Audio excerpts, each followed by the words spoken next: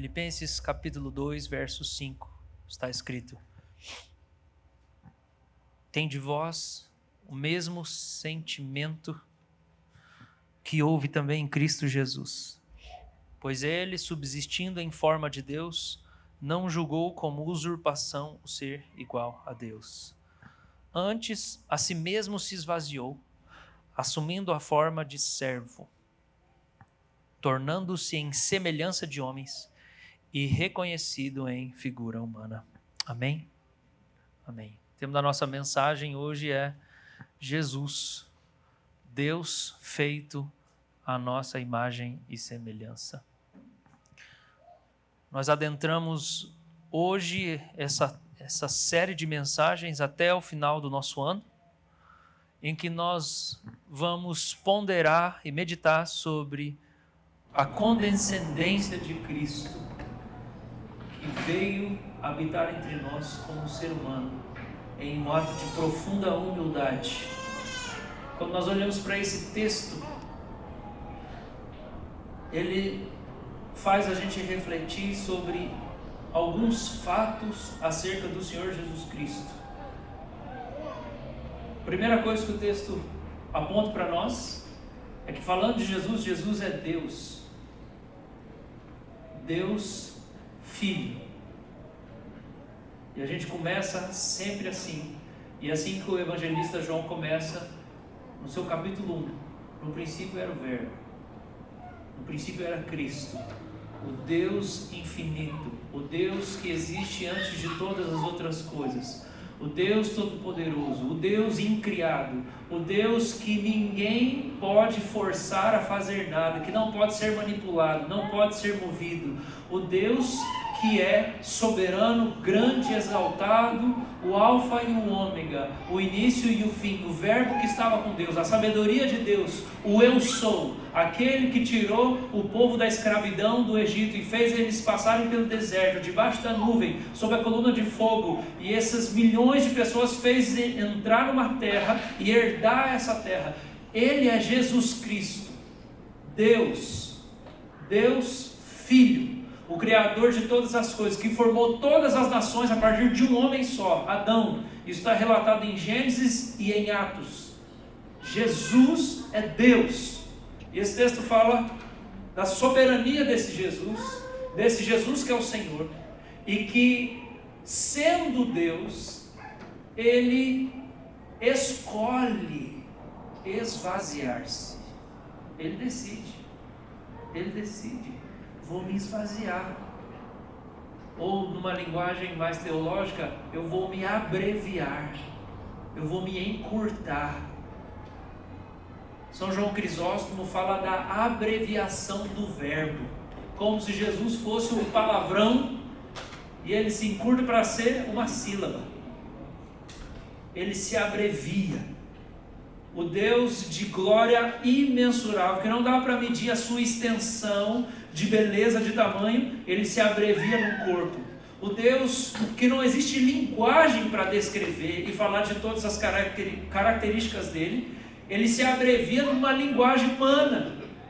E ele fala na nossa língua, e ele desce e fala conosco de um jeito que a gente entende. O verbo de Deus se abrevia, ele se encurta, ele se comprime, ele se intensifica de uma extensão imensurável para um corpo, para uma linguagem, para ser compreendido pela nossa incapacidade, pela nossa fraqueza. Isso é chamado de condescendência divina. E o significado da palavra condescender significa descer junto. Ele veio e ele desceu junto com a gente, ele se abaixou para a gente poder conhecê-lo. Senão a gente podia só falar do mistério de Deus. A gente pode ficar falando do mistério, que Saturno é isso, que Saturno é aquilo, que o Sol é, que a Lua é. A outra coisa é você pisar no Sol, né? Que você não vai conseguir nesse shape que você está hoje. Talvez na glória você consiga andar pulando pelos sóis. A gente pode falar, não, tem lá uma estrela, tem um negócio. Outra coisa é você encontrar, Se Deus não tivesse condescendido e vindo até nós, a gente podia só imaginar quem Ele era e o que Ele era, e como que Ele deve ser, o que Ele deve sentir, o que Ele deve pensar, o que Ele deve fazer, e ficar só na especulação, só no mistério. Mas Deus não é só mistério, Deus é revelação. Ele é mistério porque Ele é incompreensível na sua imensidão, não cabe na nossa cabeça, vai explodir ela. Vai cair do pescoço, não funciona, não entra. Mas Ele não é só mistério, Ele é revelação, Ele é comunicação, Ele é condescendência. Ele desce, Ele vem nos encontrar, Ele vem olhar nos nossos olhos, Ele vem falar para a gente ouvir o tom da voz dEle, Ele vem para a gente sentir o cheiro dEle, aloés, mirra e cássia. Ele quer habitar entre nós. Então Ele se faz vulnerável. O texto fala que Ele se faz vulnerável em semelhança humana. Semelhança humana é uma expressão criacional. Deus fez o homem à sua imagem e semelhança. Deus coloca no homem, quando faz, os seus atributos divinos. Não todos, mas alguns. O homem tem vontade porque Deus tem vontade. O homem tem razão porque Deus tem razão. O homem tem emoção porque Deus tem emoção. O homem tem personalidade porque Deus tem personalidade. O homem tem sentimento. O homem se comunica porque Deus se comunica. O homem é criativo porque Deus é criativo. Imagem e semelhança. O homem parece Deus em diversos aspectos. Ele carrega essa imagem de Deus. Mas daí agora, Deus se faz a imagem do homem.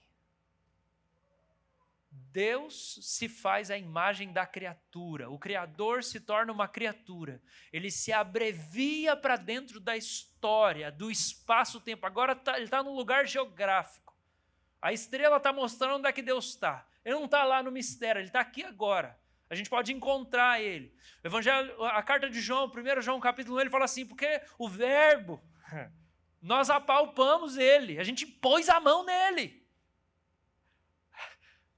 Nós encostamos a mão em Deus. Nós ouvimos a voz dele. Nós vimos ele com os próprios olhos. Somos testemunhas oculares. A gente não imaginou, não. A gente viu ele aqui em carne e osso. Porque ele se fez vulnerável. Ele entrou na cultura, na corporeidade, na linguagem. Ele é visível agora. Deus é criatura agora.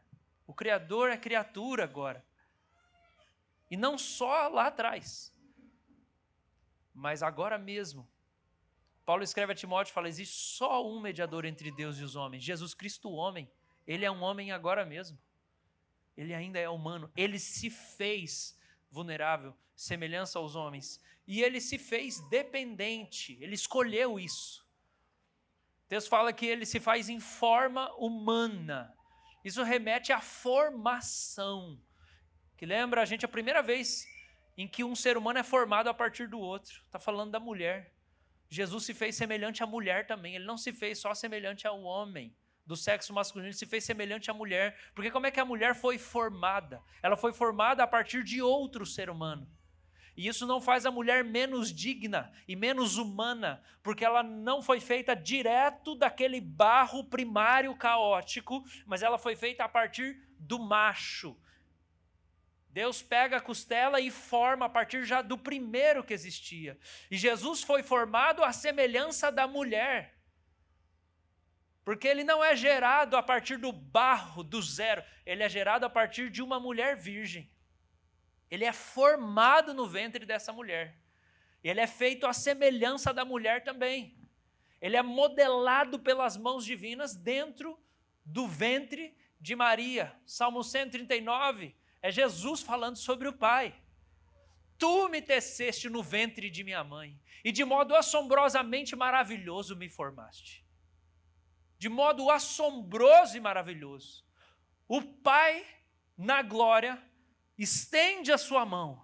Essa mão que ele estendeu tantas vezes para realizar sinais e maravilhas. Esse braço estendido que abre o mar vermelho. Esse braço estendido que transforma as águas do Egito em sangue. Esse braço estendido que tira o povo do cativeiro. Esse braço estendido que faz maravilhas e maravilhas e maravilhas. Agora o Pai da glória eterna, lá da mansão celestial, lá de cima, ele estende o braço E ele introduz Jesus dentro do útero dessa menina virgem, e com as mãos dele, ao longo de 9 meses, ele modela Jesus Cristo. E ele forma um corpo. Hebreus capítulo 10 fala que está escrito a respeito de Jesus o seguinte, que quando ele estava para entrar no mundo, ele disse: eis-me aqui, ó Deus, para fazer a sua vontade. Não me pediste sacrifícios, mas me deste um corpo. O Pai providenciou um corpo para o Filho e gerou e modelou esse corpo no ventre. Jesus não encarnou sozinho, ele se fez dependente. Ele se fez dependente do Pai para entrar na história e ele se faz dependente para sair, quando na cruz ele fala: nas suas mãos eu entrego o meu espírito. Para entrar no mundo e na criação, ele se entrega nas mãos do Pai e o Pai introduz ele no ventre de Maria. Para sair da criação, ele em dependência também fala: nas suas mãos entrego o meu espírito. Isso é um milagre. Isso é uma maravilha. Maria era virgem e ela realmente gerou a partir da sombra do Espírito Santo que veio sobre ela. A Confissão de Fé de Westminster faz uma declaração, capítulo 8, parágrafo 2. Quem é Jesus? O Filho de Deus, a segunda pessoa da Trindade, sendo verdadeiro e eterno Deus, da mesma substância do Pai e igual a Ele. Quando chegou o cumprimento do tempo, tomou sobre si a natureza humana com todas as suas propriedades essenciais e enfermidades comuns. Contudo, sem pecado, sendo concebido pelo poder do Espírito Santo no ventre da Virgem Maria e da substância dela. As duas naturezas inteiras, perfeitas e distintas, a divindade e a humanidade, foram inseparavelmente unidas em uma só pessoa. Inseparavelmente. Jesus para sempre será homem e Deus.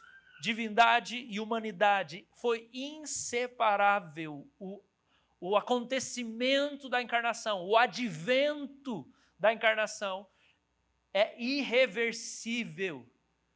Jesus nunca deixará de ser Deus e homem por todos os séculos dos séculos dos séculos. E ele vai ser sempre adorado como o Deus condescendente, que desce, que nos resgata, que se abaixa para nos encontrar, quando nós não conseguimos nos elevar para chegar até Ele. Ele será adorado por essa profunda humildade. Essas duas naturezas, sem conversão, composição ou confusão, essa pessoa é verdadeiro Deus e verdadeiro homem, porém um só Cristo, o único mediador entre Deus e o homem. Amém? Nós estamos falando do Senhor Jesus. E quão importante é nós resgatarmos a doutrina da encarnação nesses dias. Nos últimos anos nós vimos muitas quedas de líderes da igreja em diversas vertentes. Seja mais tradicional, seja os incontáveis números de registros de abusos sexuais entre sacerdotes do meio católico, do meio evangélico, ou figuras mais notórias, mais importantes, seja do meio mais reformado, né? Ou podemos pensar aí em vários líderes que vieram à tona como participando de escândalos, como Douglas Wilson, John MacArthur, Ted Tripp, que escreve sobre cuidado de crianças e ele mesmo estava envolvido e essas coisas começaram a vir à tona. Ou o grande apologeta, respeitadíssimo, Ravi Zacarias, que depois de morrer, pouco tempo depois, descobriram fotos, imagens e muitos casos que ele teve com um monte de mulher por aí. Ou até o Paul Young-cho, filho do pastor Paul Young-cho, que fundou a maior igreja do mundo, lá tinha 500 mil pessoas, 800 mil pessoas na Coreia do Sul, foi preso por desvio de verba. Grandes líderes do nosso tempo têm caído. Recentemente começaram as controvérsias e toda a questão acerca do Mike Bickle, fundador da Casa de Oração. E essas coisas vão mexendo conosco porque a gente começa a sentir assim, será que eu estou enganado? Será que não dá para viver a vida cristã? Porque as pessoas que eu achava que viviam não conseguiram, na verdade era tudo de mentira. E quem de nós não passou por alguma decepção nesse campo religioso? Quem de nós não admirou um dia um líder, uma figura, um pastor, um missionário e foi profundamente decepcionado? Foi ferido, foi machucado, alguma coisa veio à tona, a pessoa fez alguma coisa para você. Isso é muito triste porque coloca a nossa fé, parece que numa prova. Irmãos, pode diminuir isso aqui, eu sei que é difícil a gente encontrar o equilíbrio, mas equilíbrio é só na eternidade, então a gente vai tentando. Mas o que isso lembra para nós? Isso lembra para nós o que Jesus falou. Ele disse o seguinte: é melhor você amarrar uma pedra no pescoço e você se jogar no meio do mar e você morrer, ao invés de que você faça tropeçar os meus filhinhos, os meus pequeninos.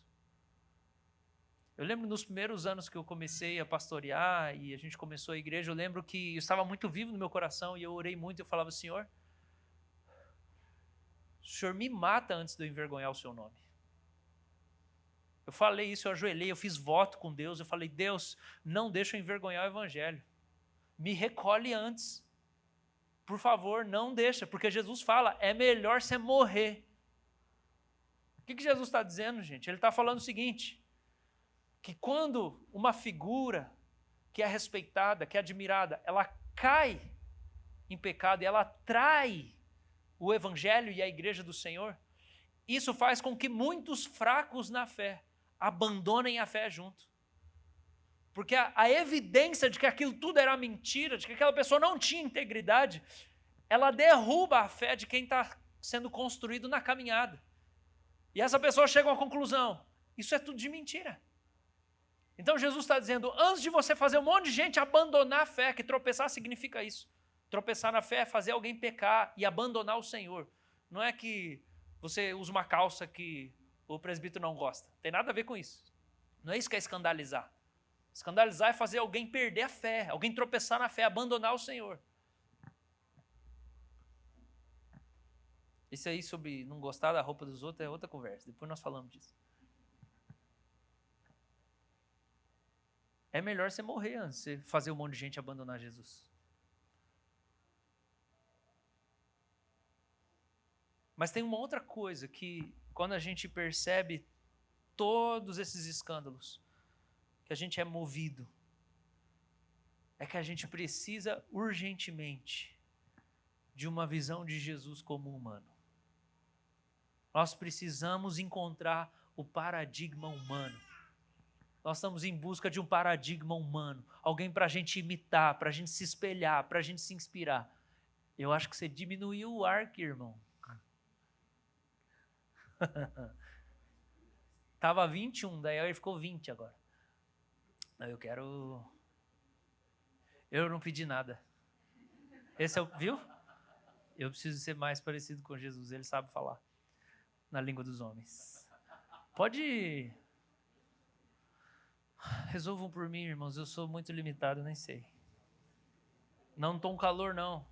O povo está tremendo as mandíbulas aqui. Estão batendo os dentes. Não, gente, eu vou feder, não tem jeito. Todo culto eu vou suar. Não preocupa comigo, não. Se nós não estiver no Nordeste lá, 40 graus, está tudo certo comigo. Eu não vou cair desmaiado aqui.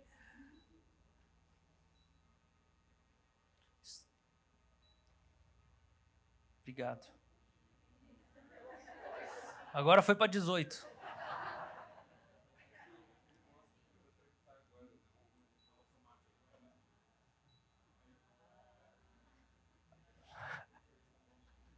Você viu como nós somos espirituais? Nós somos muito espiritual.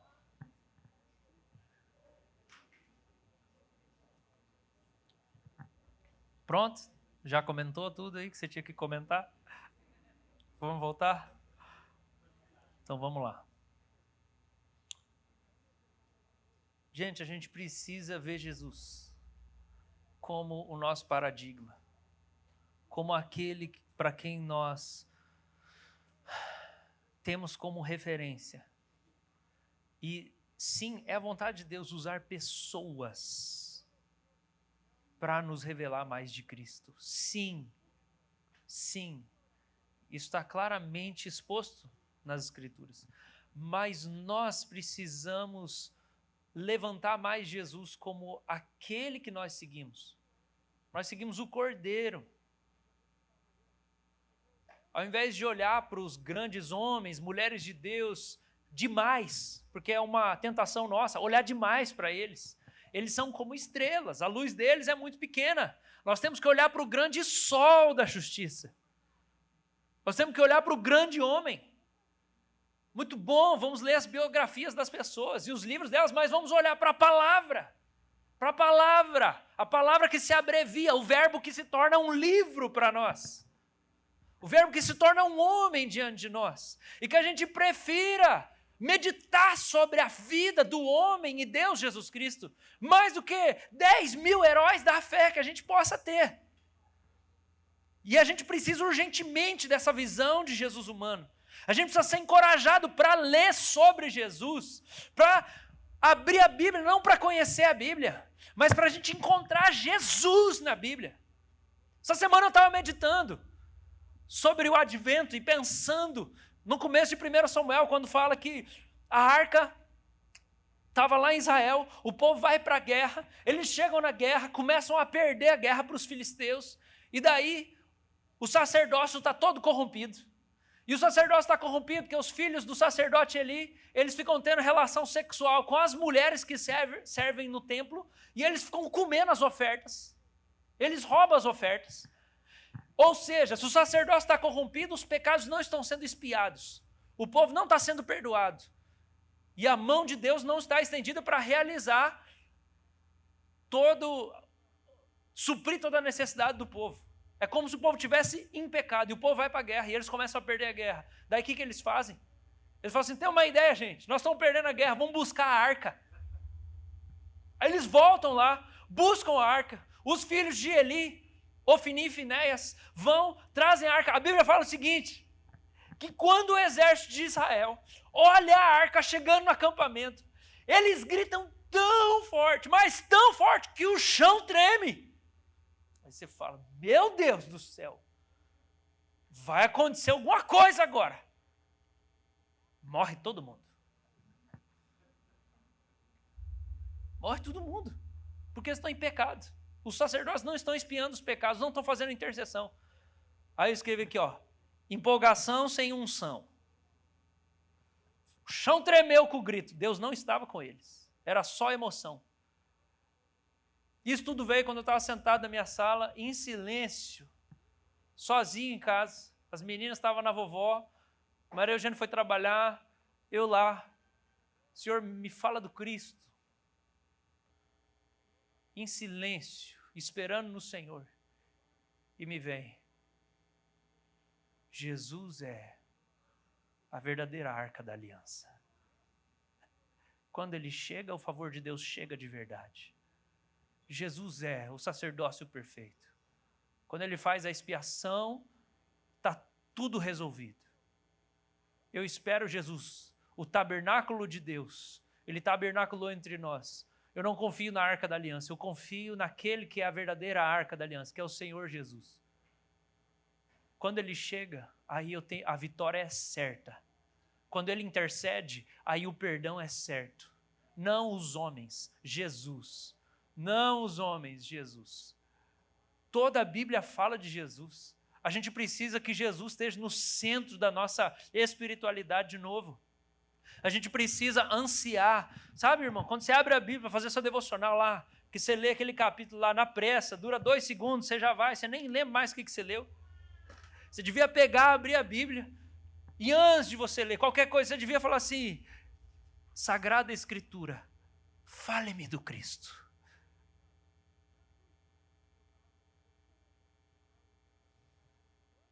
Palavra de Deus, conte-me sobre o Cristo. Exalte o Cristo no meu coração. Me mostra o Cristo em Gênesis, na criação, o verbo criador. Me mostra Cristo em Levíticos, a pureza do sacerdócio de Cristo. Me mostra Cristo em Juízo, o libertador definitivo. Me mostra Cristo nas promessas no tempo do exílio, o Messias prometido. Me mostra o Cristo em Atos, realizando os sinais e as maravilhas. Me mostra o Cristo, Escritura Sagrada, fala de Cristo para mim. Porque os homens caem, porque o seu marido falha, porque o seu pastor é pecador. Ele pode fazer 10.000 milagres, ele continua de barro. Ele ainda luta contra a carne. Ele ainda tem tentações. Mas o Cristo não. Você precisa olhar para o Cristo. Você precisa ver o Cristo. Você precisa ter Cristo exaltado no interior do seu coração.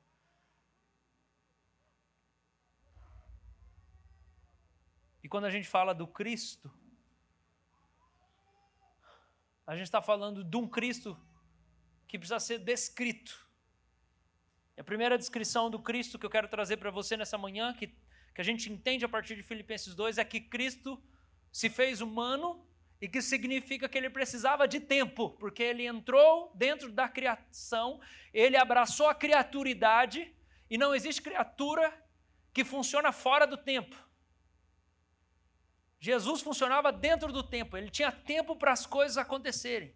Da eternidade ele veio habitar a temporalidade. Da glória ele veio habitar um corpo que desvaneceria. Da nova Jerusalém ele veio andar na caótica Jerusalém. De plenamente satisfeito ele veio sentir fome. De plena alegria ele veio sentir tristeza até vontade de morrer. De doador da vida ele veio morrer e padecer. O verbo abreviou-se para um corpo natural sujeito aos efeitos do tempo. Cristo como homem precisava de tempo. Ele é um ser humano que se movia no tempo. As pessoas chegavam para ele e falavam: Jesus, acabou o vinho. Dá um jeito. Estava lá na casa do Armando. Acabou o vinho, Armando. Como é que você recebe nós aqui sem vinho? E Jesus disse: não está na hora. Eu não bebo mesmo. É porque o meu pecado é tão grande que eu não posso. Quem tem mais santidade pode.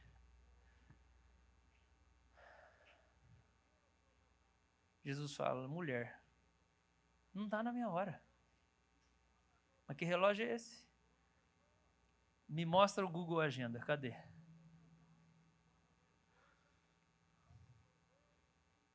Jesus funcionava dentro do tempo. E ele precisava de tempo. Mesmo vivendo poucos 30 anos, imagina, gente, ele chega, ele encarna, ele vê aquele caos, ele sai da glória, onde está tudo maravilhoso, chega aqui, caos, Império Romano dominando sobre o povo hebreu, as outras nações lá, comendo criancinha, o mundo está debaixo dos efeitos da queda. Eu só tenho 30 anos. Jesus nunca se atrasou, Jesus nunca ficou ansioso, Jesus nunca ficou impaciente. Ele entendeu: abracei a criaturidade, eu estou dentro do tempo. Não dá para fazer as coisas e desrespeitar o tempo. O corpo não funciona se eu passar dos limites.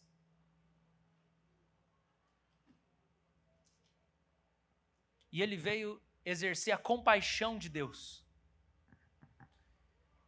E compaixão significa que quando eu vejo alguém que está errado ou que está sofrendo, eu entendo que essa pessoa precisa de tempo. Dar tempo para as pessoas é um ato de compaixão. E Deus sabe que a gente é muito difícil. Ele anda com você, Ele mora dentro de você. Ele já falou 5 vezes para você: para de assistir esse seriado. E toda vez que você senta na frente da televisão para assistir, Ele está lá com você. E Ele está dando tempo para que você se arrependa. Ele já falou: para de trair sua esposa. Confessa seu pecado. Para de adulterar. E Ele caminha com você. E Ele está te dando tempo para você se arrepender. Porque compaixão É Deus dar tempo para a gente. Vai lá. O pai do filho pródigo veio ele embora, vou dar tempo para ele, ele vai cair em si em algum momento. E Jesus viveu dando tempo para as pessoas. Ele vivia no tempo, ele sabia que ele precisava, ele mesmo precisava, tinha a hora certa das coisas acontecer. E daí tem uma outra coisa, né, que a gente precisa, quando a gente pensa na existência do tempo, que é paciência. Porque as coisas não vão acontecer na nossa hora.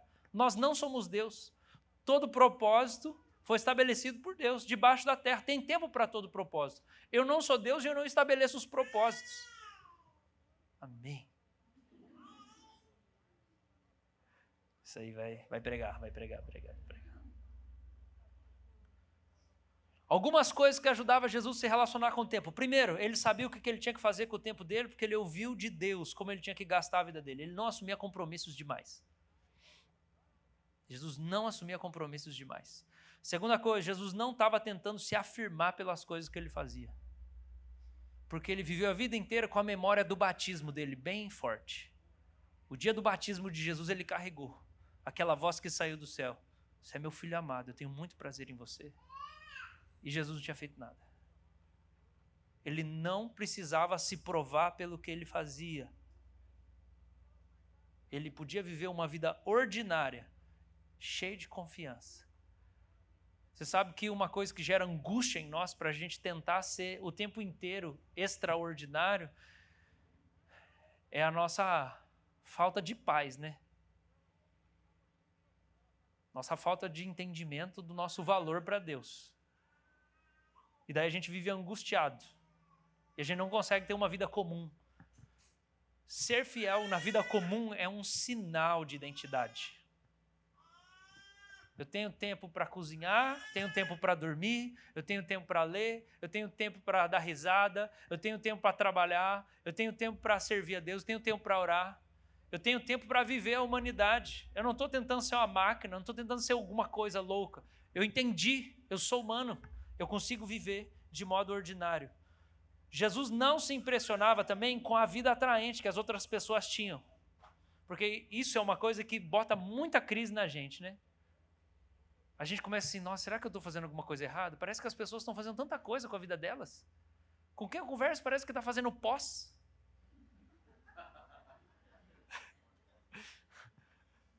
Aí você começa a olhar a vida e diz, meu Deus, estou ficando para trás. Meu Deus, o que eu estou fazendo? Não, gente. Jesus não se impressionava com a vida aparentemente atraente dos outros. Sabe por quê? Porque ele sabia que todas aquelas pessoas que pareciam que tinham uma vida incrível, era tudo pecador. Muitos creram no seu nome quando ouviram os sinais que ele fazia, mas o próprio Jesus não confiava neles, porque conhecia a todos. E não precisava que ninguém lhe desse testemunho a respeito das pessoas, porque ele mesmo sabia o que era a natureza humana. Você se impressiona com o que as pessoas dizem que elas fazem ou estão fazendo, e daí você fica angustiado, não, eu preciso fazer, ano que vem eu preciso fazer, eu preciso estudar mais, eu preciso mais.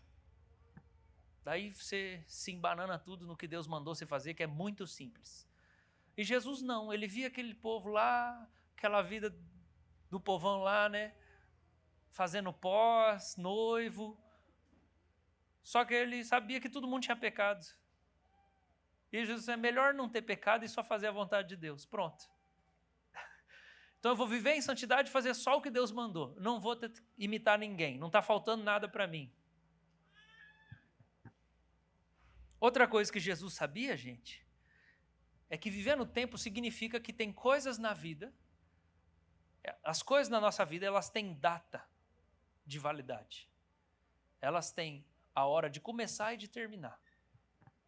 As nossas experiências humanas não podem ser prolongadas para sempre. Tem uma coisa que é permanente e eterna, a nossa comunhão com Deus mediante o Espírito. Mas tudo mais que acontece na vida foi feito, faz parte da criação. As coisas precisam acabar. E a gente sofre com isso. A gente sofre. Tem amizade que foi feita para durar só um tempo da sua vida. Chegou a determinada época, não é mais para funcionar. Não é mais para dar certo. Tem emprego que tem data de validade. Tem igreja que também tem data de validade. Jesus fecha, fala assim, ó, fechei, acabou a bagunça. Isso faz parte da nossa experiência humana e a gente precisa aceitar isso. As coisas têm tempo de começar e tempo de terminar. Jesus interrompia o sono, ia de madrugada orar, ele não queria ficar deitado eternamente e berço esplêndido. Eu tenho que ir lá orar, está na hora de acabar. Jesus escapava da multidão que estava ansiando por ele, assim, deixa eu vazar daqui, acabou o tempo. Não preciso esticar essa experiência. Jesus despediu os discípulos e subiu para o Pai. Ele sabia encerrar as coisas na vida dele, na experiência humana. E é assim que a gente vive dentro do tempo. Segunda coisa que Jesus tinha. Jesus teve um corpo cansado. Essa humanidade de Jesus significa isso. Ele tinha um corpo cansado. O Evangelho de João, capítulo de número 4, verso 6, fala que Jesus estava cansado da viagem. Então sentou-se. Olha que profundo esse versículo. Você não acha profundo? Jesus estava cansado da viagem. Sentou-se. O que vai acontecer depois? Vai evangelizar a mulher samaritana. E a mulher samaritana vai evangelizar todo mundo de Samaria. Mas olha o que esse texto fala? Que antes dele cumprir a missão de Deus, ele precisou descansar. Você está afobado pensando que Deus... Não, porque eu tenho que fazer... Eu preciso... Calma, respira. Jesus sentou quando ele estava cansado. O que você faz quando você está cansado? Você continua estourando todos os seus limites? Ou você fala assim, tem que descansar. Preciso parar agora e eu vou descansar. Porque Jesus tinha um corpo cansado e eu tenho um corpo que cansa. Então eu preciso aprender a viver nesse corpo, porque cansaço... Primeiro, cansaço não é pecado, tá bom? Vamos deixar isso claro. Ficar cansado não é pecado. Mas cansaço também não é sinal de sabedoria. Duas coisas que são desculpa na nossa cultura para qualquer coisa. Eu tenho um compromisso nesse dia. Está na minha agenda. Tem nada lá.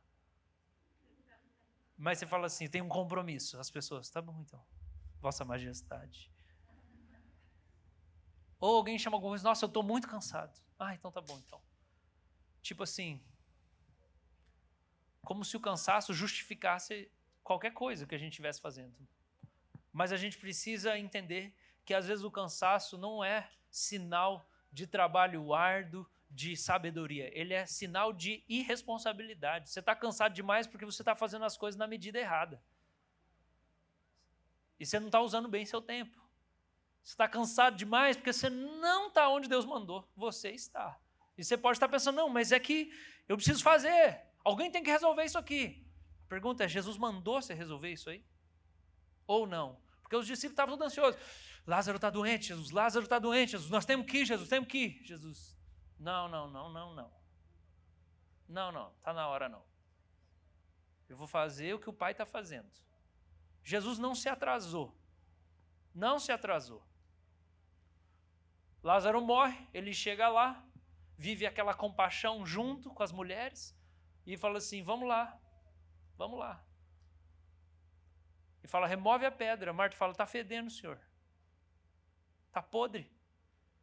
Não, gente, esse era o tempo do Senhor mesmo. Ele queria mostrar que ele tinha poder sobre a morte. Pode estar apodrecendo o corpo. Ele ressuscita de novo, ele reverte o processo de putrificação. Sob a palavra do Senhor Jesus, a tempestade para, o rio que corria para lá agora corre para cá, o corpo comido de verme agora volta no tempo. Jesus falou, aconteceu. A água líquida virou sólida, vamos pisar em cima da água e vamos andar na água. Jesus fala, morto sai do sepulcro. Ele não se atrasava. Ele sabia o que ele tinha que fazer. E ele não vivia afobado por todo lado.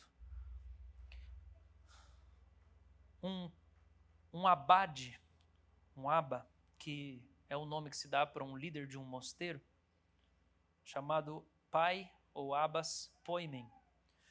É relatado que na história,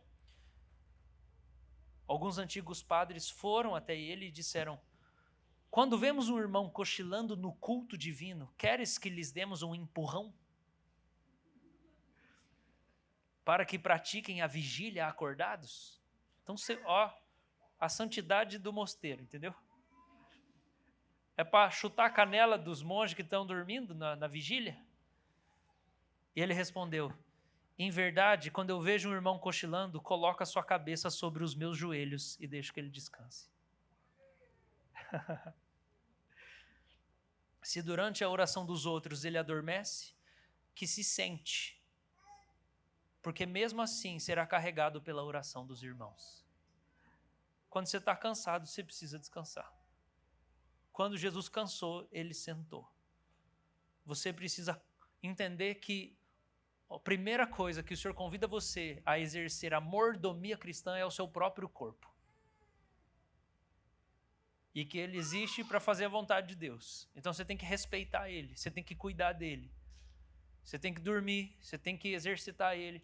Acho que é 1 Tessalonicenses, se não me engano, capítulo 4, verso 11, que fala assim: nós devemos procurar duas coisas, irmãos: ter vida tranquila e trabalhar com as próprias mãos.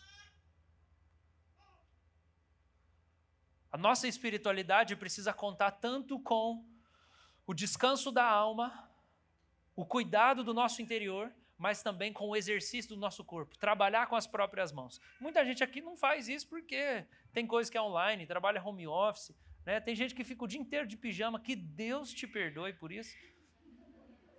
Escova o dente só quando vai dormir.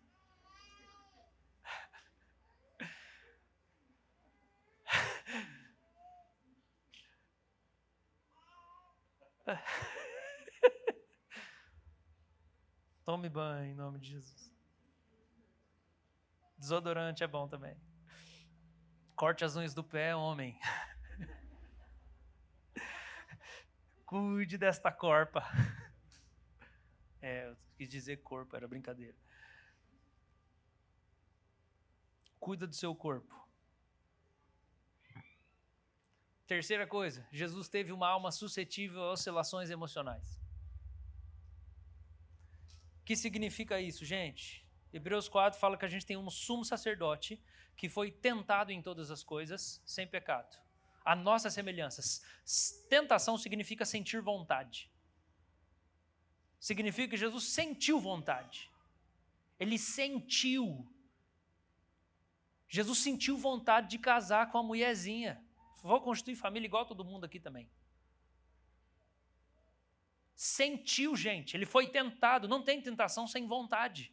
A tentação é uma sedução da vontade, que você interrompe e diz: não vou fazer. Mas você sentiu vontade de fazer. Você sentiu vontade de falar alguma coisa. Hoje no almoço, você vai sentir vontade de falar alguma coisa. Não fale. Você vai sentir vontade de repetir. Não repita. Jesus sentiu. Ele teve uma alma suscetível às oscilações emocionais. Agora, como que ele lidou com isso? Eu creio que o versículo de Elias ajuda a gente, porque ele fala assim, que o Elias era tão exaltado no meio do povo hebreu, dos judeus, por causa dos milagres extraordinários que ele fez, que as pessoas, em alguns momentos, duvidavam da humanidade de Elias. Poxa, o cara nem morreu, ele foi levado para o céu assim, num redemoinho de fogo. E daí o autor, Tiago, ele escreve assim: Elias era homem semelhante a nós, sujeito aos mesmos sentimentos. E ele orou com fervor para que não chovesse sobre a terra. E por 3 anos e 6 meses não choveu. O povo hebreu, quando olhava para Elias, tinha uma tendência de pensar: esse cara não é humano, ele é um negócio assim meio... sei. Eu tenho pessoas que passaram pela minha vida, líderes espirituais, homens, mulheres de Deus, que eu olho e eu falo assim: essa pessoa não sente as coisas que eu sinto. É tanto amor, é tanto serviço a Deus, é tanta abnegação, é tanto despojamento, é tanta comunhão com Deus que eu penso: esse cara não é como eu. Ele parece que eu preciso fazer tanta força para buscar Deus, para ficar um pouquinho melhor. Essa pessoa parece que é tão natural. E daí o autor diz assim: Elias era semelhante a nós e sujeito aos mesmos sentimentos. Ele oscilava de humor. Ele era sujeito aos sentimentos, ele oscilava de humor. A alma dele era suscetível a ser afetado pelas coisas que aconteciam. Ele tinha sentimentos. E Elias precisava de alguma coisa para estabilizar as emoções dele, para centralizar a alma dele, para dar um eixo para ele. E o texto fala o que era? Orou com fervor. Foi assim que Jesus lidou com as oscilações emocionais na sua vida humana. Ele usou a oração como um meio de centrar-se no meio de tantas oscilações, porque Jesus sentia muito as coisas. Ele fica bravo, ele vira a mesa, ele tem compaixão, ele começa a chorar, ele dá bronca nos discípulos, eles são tudo incrédulo, ele chega e chama os fariseus de serpente, Jesus sente, ele chora com as pessoas, ele exulta de alegria, Jesus tem muitas manifestações de emoção. Como é que ele conseguia não se perder nas emoções? Como é que é ser humano, sentir as coisas e não se perder nas emoções? O segredo de Jesus é uma vida centrada na oração. Assim como Elias experimentou. O texto do Getsemane fala que Jesus foi tomado de pavor e angústia. Pavor e angústia. Um dos evangelhos fala, ele diz e vira, eu estou sentindo tristeza até a morte. Eu entendo que quando Jesus está falando isso, ele está falando assim, eu estou tão triste que eu quero morrer. Com isso a gente aprende uma coisa, sentir vontade de morrer não é pecado. Você está entendendo o que eu estou falando? Depressão não é pecado. Sentir vontade de morrer, de tão triste, tão sem sentido, tão angustiado, não é pecado. Mas isso significa que você está em grande conflito e que você precisa de ajuda. E o que Jesus fez? Primeiro, ele falou, eu preciso falar com Deus. Quando eu oro, as coisas da minha alma começam a se ordenar. Eu preciso ordenar os meus afetos. Segundo, ele chamou os amigos, que eram péssimos amigos, mas é uma coisa que a gente precisa fazer quando a gente está muito triste. A gente precisa contar para as pessoas o que está acontecendo com a gente e a gente precisa de comunhão com o Senhor. Então Jesus lidou com essas emoções. Quarta e última coisa, Jesus assumiu um papel familiar até o fim. Ele levou a cruz e cuidou da mãe. Está pendurado na cruz, as mãos pregadas, pregos enfiados na cabeça dele, respirando com extrema dificuldade, sangrando. Ele olha e fala, mulher, esse é o teu filho. Filho, essa é sua mãe. Jesus cumpre a sua missão e não abandona a sua família. Jesus tem que ser o nosso paradigma. O nosso paradigma humano. A gente precisa acabar com esse divórcio do ministério e da família. Eu tenho muita coisa para fazer para Deus. Não dá tempo de eu sair para comer com a minha esposa, tirar férias com os meus filhos. Não dá tempo de brincar. A gente tem que acabar com esse divórcio. Quem não cuida da família é pior que o descrente. Paulo escreveu isso em Timóteo. Mas tem gente que fica só na família. Ai, minha família. Não faz nada para Jesus. Não contribui no reino, não serve, não cuida dos outros, não se doa. Vive só para si. É tanto que não quer ter filho. Não quer ter filho, porque dá trabalho ao meu filho. Dá trabalho mesmo. Exatamente. Você não quer dar trabalho, você precisa, para a glória. Descansar com os que dormem, segundo o apóstolo Paulo. Vai descansar com os que dormem. Apocalipse capítulo 14 fala assim, que bem-aventurados aqueles que morrem no Senhor, porque as suas obras o acompanham mesmo depois de mortos. O que vai acompanhar você depois que você morrer? O que vai acompanhar você depois que você morrer? Jesus assumiu um papel familiar até o fim. Ele encarnou num corpo, ele encarnou, recebeu suscetibilidade e emoções, ele encarnou, não foi filho de chocadeira, foi dentro da família, tinha mãe, tinha pai, tinha irmãos.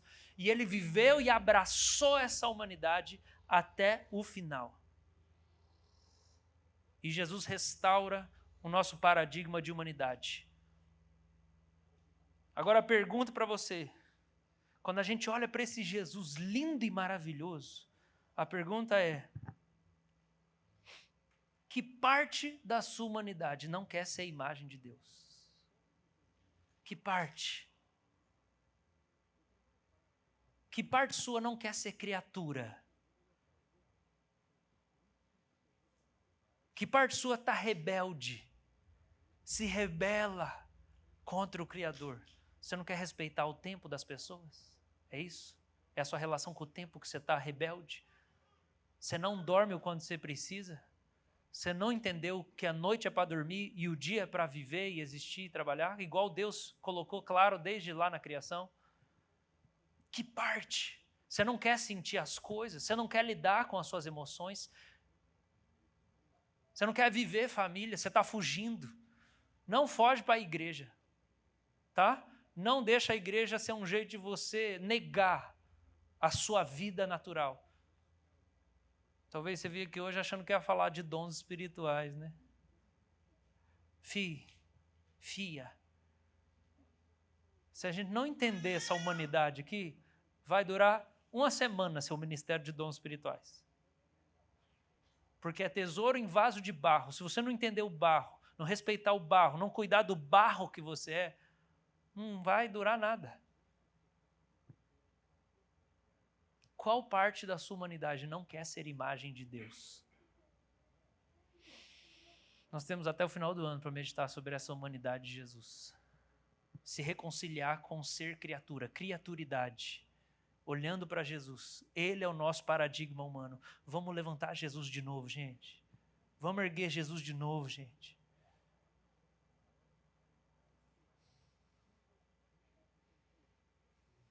Ele deu conta da experiência humana, ele pode nos ensinar. Eu quero te propor 4 exercícios daqui até o final do ano. Profundamente espirituais. Essa semana ele vai sair no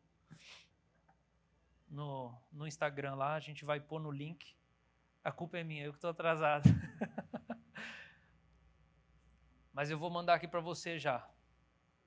4 coisas para você se reconciliar com ser criatura. Disciplinas do Advento. 4 semanas, 4 ou 5 semanas para você viver isso. Primeiro, frugalidade. Disciplina da frugalidade significa comer um pouco menos do que você quer. Pôr uma colher a menos de arroz. Não repetir a sobremesa. Frugalidade. Nós não vamos falar para ninguém ficar 30 dias só tomando água, porque senão você vai dar mais trabalho do que ajuda. Se Deus mandar, vai. Avisa a família, tá? Pra gente estar ligado. Se você não responder mais telefone, aconteceu alguma coisa. Frugalidade. Jesus se esvaziou. A gente vai se propor a fazer isso. A gente vai encarnar esse esvaziamento. Como? Vai encher menos a barriga de comida. A gente vai se esvaziar. Frugalidade é a primeira disciplina espiritual. Segunda disciplina, 40 minutos de exercício de 3 a 5 vezes na semana. Que isso, pastor? Você está ganhando comissão da academia? Queria eu. Seria até bom. Mas não é não, irmão. É porque gente preguiçosa não ama bem.